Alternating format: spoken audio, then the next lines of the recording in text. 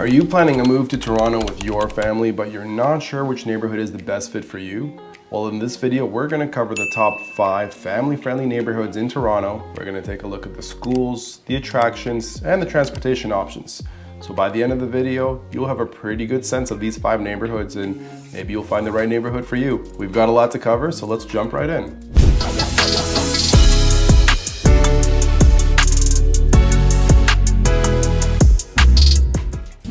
If this is your first time to the channel and you'd like to know everything there is to know about living in Toronto and the surrounding area, then be sure to subscribe so you can be the first to learn about the current market here in Toronto. My name is Philip Collier. I'm a local real estate agent, and I get calls, texts, and emails every day from people just like you. So if that's you, whether you're planning on moving across the country, across the world, or just across town, whether it's in 8 days or 80 days, just give me a call. I'd love to help you make your move everything you want it to be. I can't tell you how many people I speak with that are a little bit overwhelmed with the size of Toronto and are not sure exactly where they should move. That's why I thought it would be important to make this video and highlight the best neighborhoods for families in the city of Toronto. Just to give you some perspective, the Greater Toronto Area has 5 individual city centers with high-rise towers upwards of 40 stories tall. Take a look at North York Centre over here at Yonge and Sheppard, and then take a look at the downtown core. A little bit different, but North York City Centre could easily be a downtown core of another city and nobody would be the wiser. So in today's video, we're gonna jump into my computer, take a look at my Google Maps, and I'm gonna guide you through these 5 neighborhoods and show you their boundaries, the attractions, the schools, and everything you really need to know. So let's go ahead and jump into my computer and get going with the video. Okay, here we are inside my computer with a map of the city of Toronto. Just so you guys know, so the downtown core of the city is within this U shape over here, and then the neighborhoods we're going to be targeting are kind of right on the periphery of the U, so they're within striking distance of the core, you know, quick drive in your car or quick subway ride to get downtown. So let's get rolling with the first neighborhood, and that's over on the east side of the downtown core, and it's called The Beaches, or just The Beach for short. I bet you guys didn't know there was a neighborhood with a 6-kilometer stretch of sandy beach right in the downtown core of Toronto, but there is, and it's a big draw for neighborhood residents and locals of Toronto alike. So the neighborhood is bounded by Victoria Park here in the east, Kingston Road in the north, Leslie Street in the west, and then Lakeshore Boulevard in the south, along with the beach over here. So why I think this neighborhood is a great draw for families is obviously the beach for young kids is a great thing to do. Like, you wake up on a weekend morning, what do we do with the kids? We just go to the beach. Kids are gonna have so much fun playing in the sand. I'm sure they could play for hours and you know, have a great time, especially if the weather is nice, of course. So that is one big piece. Now, if your kids are a little bit older, there's other things for them to do as well. The beach has a lot of volleyball tournaments that constantly are taking place. There's kite surfing, there's normal surfing, there's all kinds of activities that are constantly taking place. Sailing, canoeing, kayaking, paddle boarding, stand-up paddle boarding, all these things are really kind of popular. You could rent these equipment if you need to, if you don't own them yourself. And then there's actually a great view of the CN Tower from the beaches here. It's quite a nice view. Here you can see what the beach looks like in the summer when it's fully packed with people. And then right next to the beach, there's a trail system. Right over here you can see the boardwalk that hugs the entire beach, and right beside this boardwalk is the Martin Goodman Trail, which is a paved trail for biking. It's a 56-kilometer trail that hugs the entire lake and the southern portion of the city. So you get a great view of the lake and the city. You can take this trail all the way west to the west side of the city and then kind of all the way back. If you're into biking, it's a great place to be. And then in the winter, beach is also fun. The city converts the lifeguard stands into these art installments and just kind of has some fun with it. Here's another one. I guess that's a hat and scarf that's knitted over a lifeguard station. So for young kids, lots to do. For teenagers, there's a lot to do as well. Over here, we have a skateboard park that recently opened.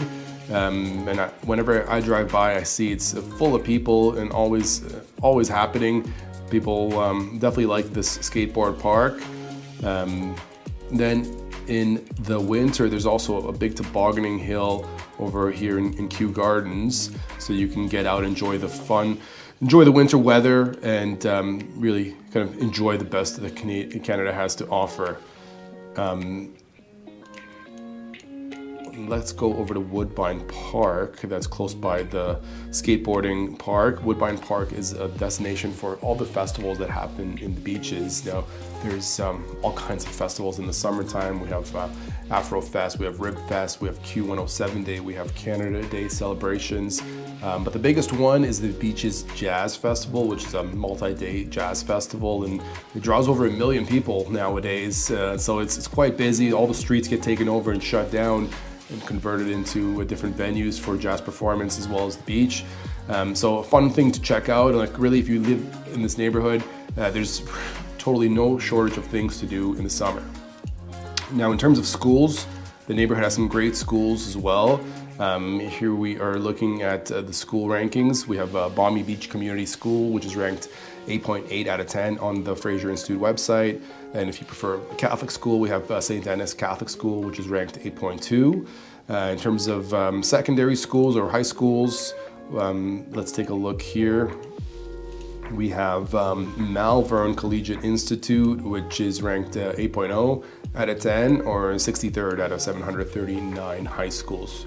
So pretty great for the schooling side of things as well. Lots of things to do. Let's touch on transit a little bit too. So like I said, it's close by the city. It doesn't have any subways in this neighborhood, but you have buses along Queen Street. So if you need to get to the downtown core, you can hop on a bus over here and you could be downtown in 20-25 minutes on a bus, because the core is pretty quick, pretty close by.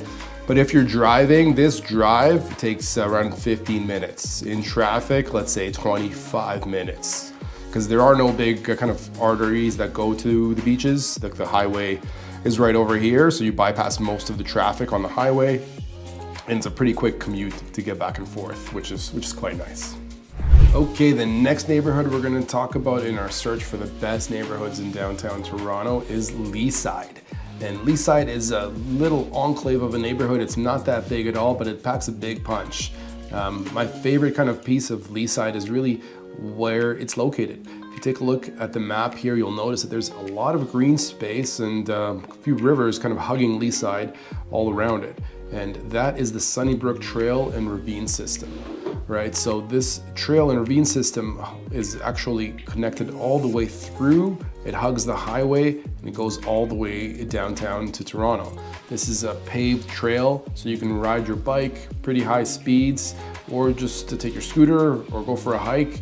And there's a lot to do. You know, a lot of people get out and enjoy this trail, and if you like having that in your backyard, which I definitely do, I think it's a big plus to being in this neighborhood.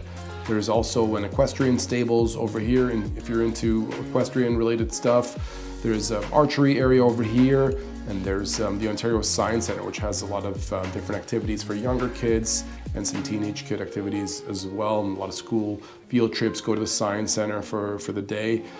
So yeah, that's really why I love it, because of the trails and the ravine systems around.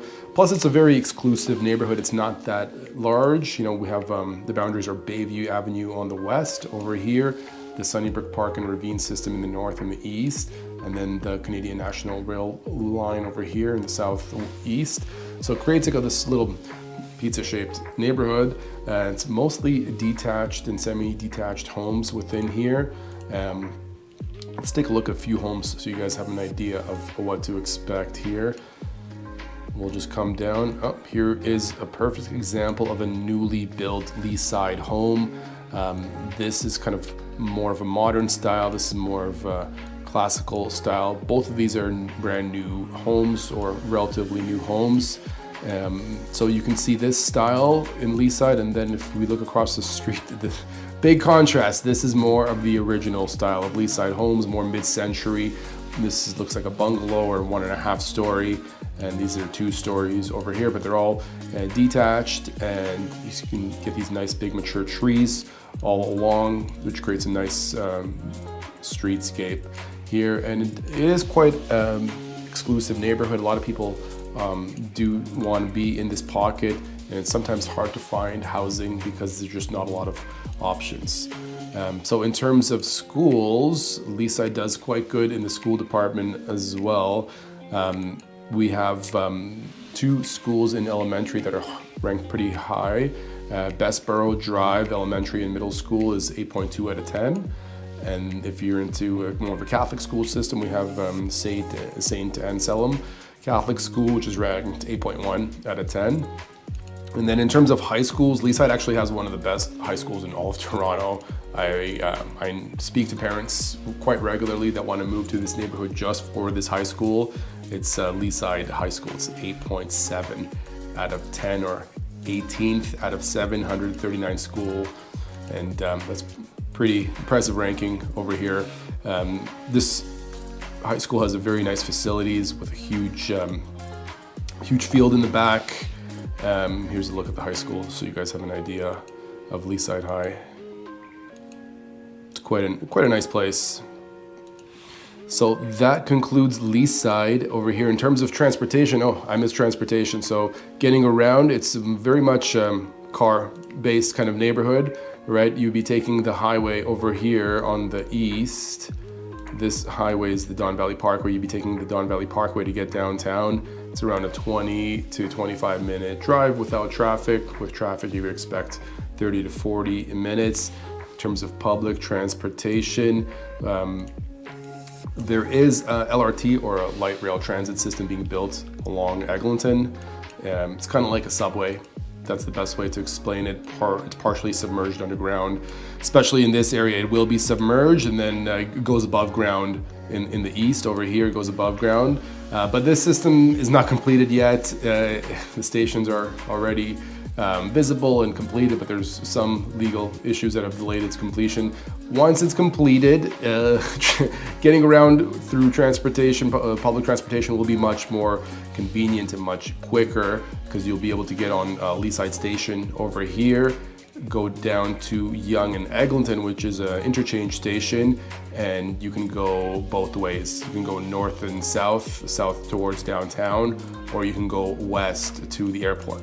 So transportation-wise, it'll be very convenient once the LRT is open. The LRT goes east and west, and again, it's not open yet, but it will connect to the north and south, which is the existing subway system in Toronto, and this goes to Union Station, the downtown core, the financial district, everything else. So with this station operational, will be a 15 to 20 minute public transit commute to downtown.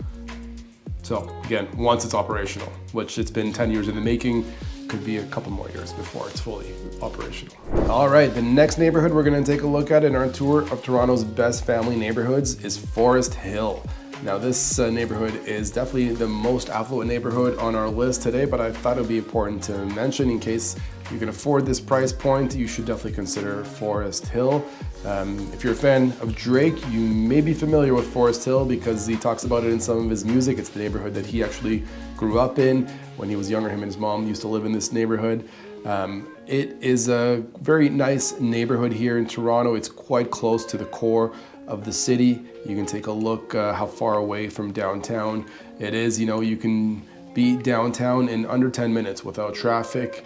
You can easily jump in an Uber and head down. Also, it's interconnected with the subway system. We have a subway station over here at Bathurst and St. Clair. There's another entrance over here, so you can easily hop on the subway and head to where you need to go.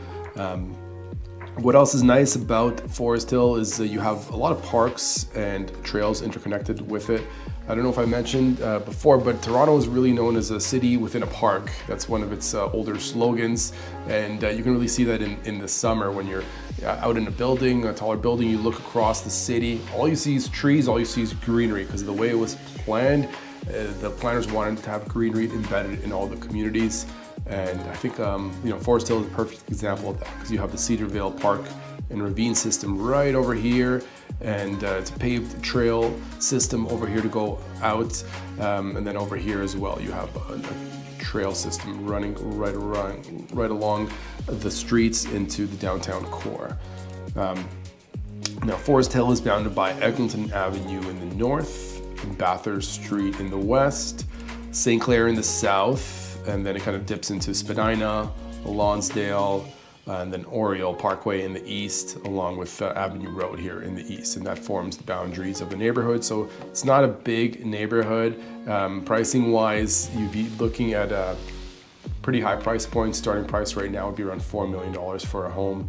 Now the homes are quite large on big lots. It's common to see a 50-foot frontage lot or a 60-foot frontage lot is unheard of, with some even pricier lots and homes being offered. Let's take a look at one street so you just get an idea of the type of homes that we see here in Forest Hill. This is Kilberry Road, pretty well-known street. You can see one option of a custom-built home. Now there's a collection of custom-built and kind of more authentic old world charm style homes, and then there's kind of everything in between. Like this home kind of combines a newer modern aesthetic with the older style. You can really see the city within the park that I spoke to right now because everything is covered in greenery. It's hard to see a home. Oh, here we go. So this is kind of like a little bit of modern, a little bit of old worlds, and you get something in between. Let's see if we can take a look at it from the front as well. And just a little bit, not too much. So the most expensive homes in this area are kind of in the double million digits, so above 10 million is not unheard of in this neighborhood. You know, depending where you go. And here are some of more of the authentic Edwardian style homes that are definitely been renovated inside, but kind of still have that charm to them, the old school charm to them. So there's a few homes that I want to show.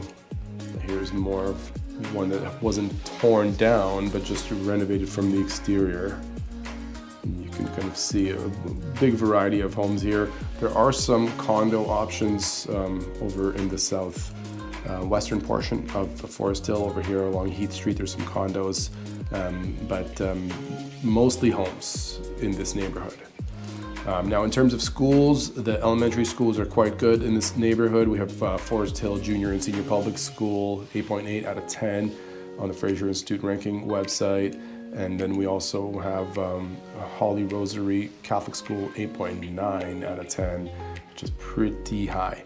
And now, interestingly enough, in secondary schools, there are not any options over here because most kids go to private school in Forest Hill. We have two big private schools in the area. We have Upper Canada College for the boys, which is a very prestigious private school with a beautiful campus. It takes up all this kind of space over here. And then for the girls, we have Bishop Strawn School, which is right over here. Also quite nice school. Really kind of old style building. Looks very English. And then there's also St. Michael's College, which is right at the corner here of Bathurst and St. Clair, another prestigious private school. This one's a Catholic school specifically. So they're all in high demand, and again, you got to take tests to get in. But yeah, that is why there's no actual public schools in Forest Hill. It's all private. All right, the next neighborhood we're going to touch on in our tour of the Toronto Best Neighborhoods for Families is the Kingsway. Kingsway is right over here on the western side of town. Just for a quick recap, we started off in the beaches over here. We headed up to Leaside right over here. Then we headed to Forest Hill, and now we're heading to the Kingsway. So you can see that little U shape starting to come together that I kind of showed you guys earlier. One more neighborhood afterwards, you'll complete the U shape. But the Kingsway is located just west of the downtown core. It's conveniently located between the airport, this is Pearson International right over here, and downtown Toronto. So we're about 20 minutes from downtown Toronto and about 20 minutes from Pearson International. So if you need to take a lot of trips for work or you like to fly a lot for personal reasons, the Kingsway is a great location for yourself. Really anywhere in the western side of town would be my recommendation for you if you do need to fly out a lot, because traveling the city in rush hour can get a little hairy at times. let's dive a little bit deeper into the Kingsway. So as you can see, we're getting closer. There's a lot of green space, a lot of rivers. You might be seeing a trend here in my recommendations. I definitely like to recommend access to greenery. I think it's really important. When I had young kids, I went out for strolls quite often with them in the stroller, and just having that space to go and relax and unwind and help the kids go to sleep, I think is really important. So with young kids, you definitely want a neighborhood like this. With older kids, you probably are looking for a little bit something different. But here we have the Humber River, which is quite a large river, and it's a ravine with a trail system that hugs all of it down to Lake Ontario, ending in the Humber Marshes. That forms the eastern border of the Kingsway. In the north, we have Dundas Street over here, and then in the west, we have the Mimico Creek and ravine system right over here, and in the south, we have Bloor Street. So those are the four kind of boundaries of the Kingsway. Now the neighborhood was originally built in the turn of the century by an Etobicoke lawyer named Robert Holmes Smith, and he designed the neighborhood to have this really European, kind of British charm to it. The houses are quite spectacular and quite unique, and they do still have this kind of old world feel to them. Now let's take a look at a couple of streets here so you kind of get a sense of what I'm talking about. Here you can see kind of this cobblestone look. A lot of them have kind of these shutters. Here's some newer ones that were just recently built. But generally, people like to maintain the aesthetic to match the rest of the neighborhood. Here's a typical home with kind of the wood paneling, and you can see some of the kind of the grates in the windows over here. This is more of a modern one, but still has this kind of nice stone pattern. Let's see a couple more just so you get a sense of this neighborhood. Okay, that one looks pretty unique. So not too many modern homes, you know, like kind of the boxy shaped modern homes in this neighborhood.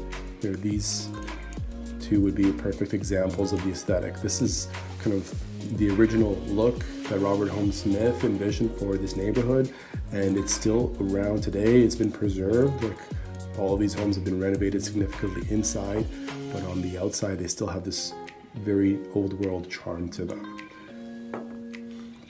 Now, in terms of schools, the Kingsway has some great schooling options for kids of all ages.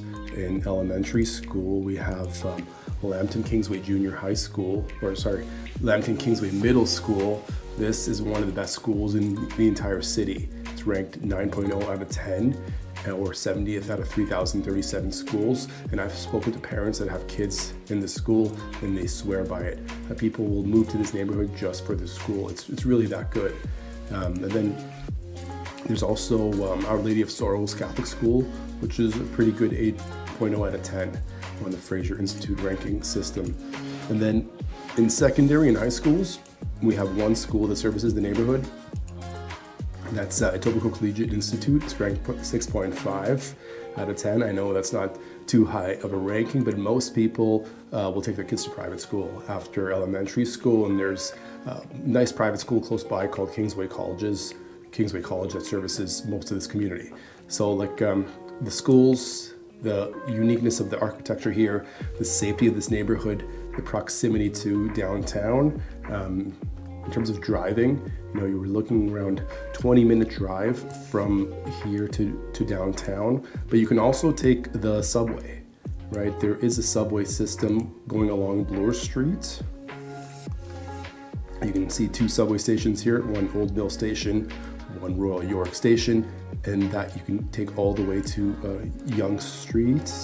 I'll zoom out a little bit and I'll show you how to get there.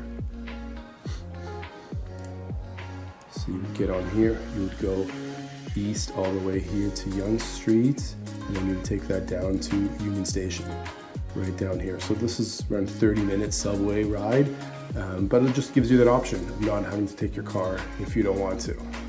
And yeah, all those things make Kingsway very sought after by, you know, young families, mature families. Really, everybody would love to be in the Kingsway. It is a bit more affluent, not as affluent as Kingsway, but a bit more than Leaside, for sure. All right, the last neighborhood on our list of the 5 best neighborhoods for families in Toronto has got to be High Park. This neighborhood has got a lot going for it. And it all stems from this huge park that's situated just south of the neighborhood, right? So the official neighborhood boundaries are here east of Kiel, west of Runnymede Road, south of Annette, and north of Bloor.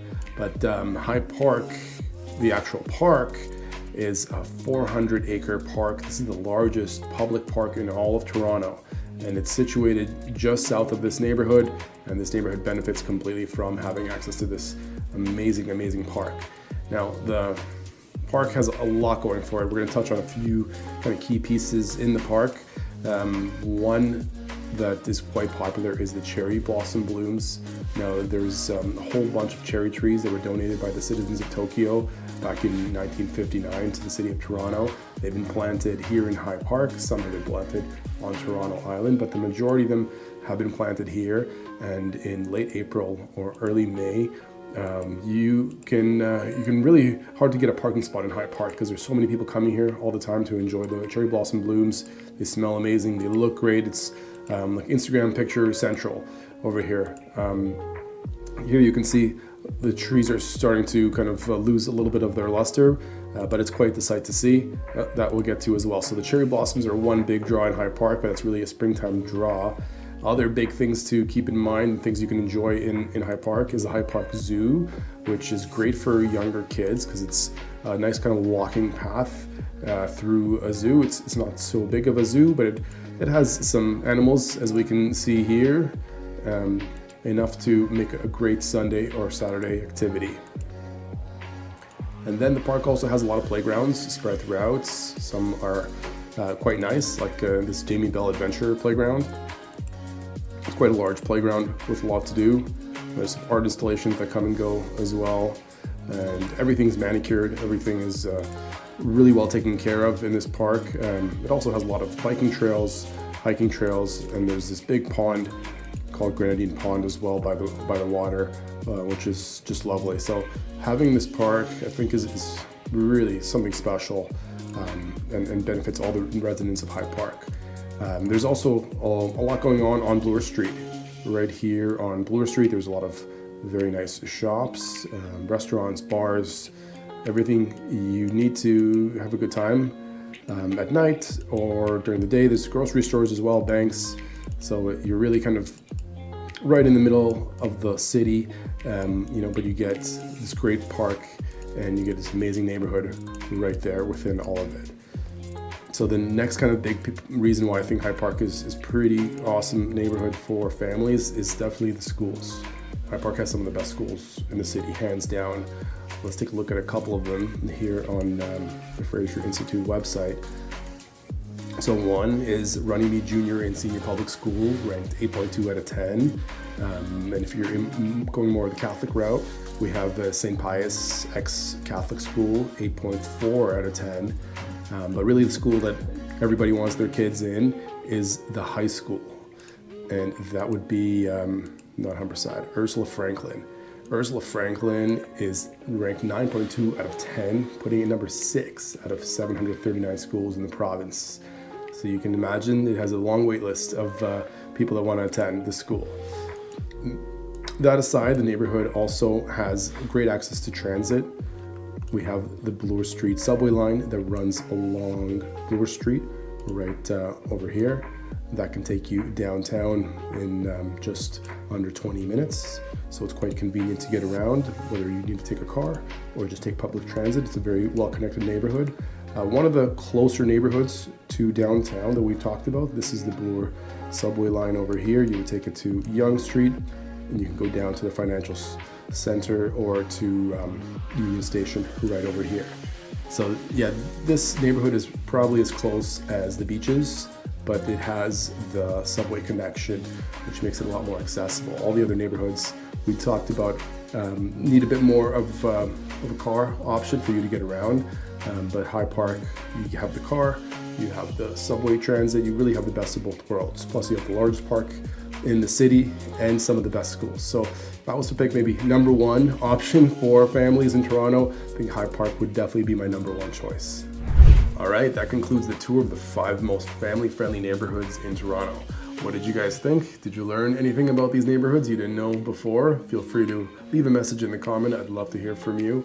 In case you want to learn a bit more about a couple of these neighborhoods, I've done more in-depth tours on the beaches, which you can find right here, along with the Kingsway, which you can find right here. We really went in-depth, put our boots on the ground, videotaped some homes, took some drone shots, really got to know these neighborhoods well. So if you're thinking of moving to either of those neighborhoods, those are great videos to check out. And then moving forward, we're posting a video a week about Toronto and living in Toronto and what life here is all about. So if you're thinking of moving here, please subscribe and stay tuned so you can learn as much as you can about the city before you move on over here. That's it for today. We'll see you guys on the next one.